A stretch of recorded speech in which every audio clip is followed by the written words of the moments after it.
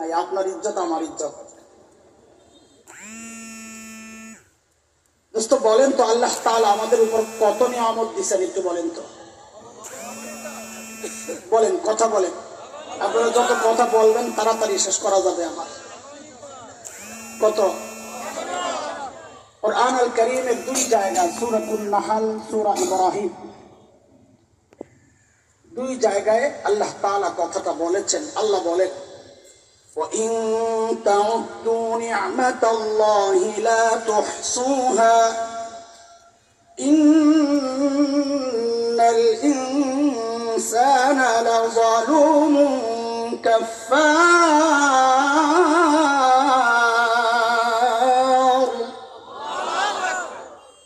এত নিয়ামত দিছি, আল্লাহ বলেন যে গণে শেষ করতে পারবা না।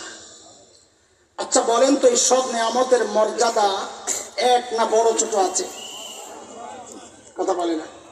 আপনাকে যদি বলা হয় তোর জন্য অপশন দুইটা, হয় হাতটা দিবি না হয় মাথাটা দিবি, কোনটা দিবেন? তার মানে আপনার কাছেও মাথা আর হাতের মূল্য এক না। তার মানে নিয়ামত বড় ছোট আছে। আল্লাহর দেওয়া বড় নিয়ামত কোনগুলা? মুফাসসিরিন কুরআন আল কারীম থেকে এটা বোঝার জন্য কিছু মূলনীতি বের করেছেন। বড় নিয়ামত কোনগুলা? এর মধ্যে একটা মূলনীতি এমন, যেই সমস্ত নিয়ামত বর্ণনার ক্ষেত্রে আল্লাহ শব্দ মান ব্যবহার করেছেন, মান্না ইয়ামুন্নু, আমি অনুগ্রহ করেছি, বুঝতে হবে ওই নিয়ামত গুলো আল্লাহর দেওয়া একটা বড় নিয়ামত।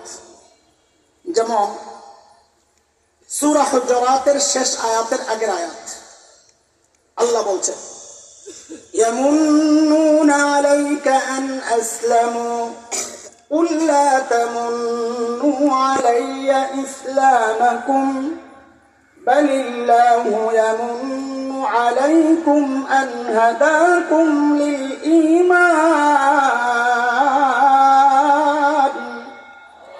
ইন কুনতুম সাদিকিন।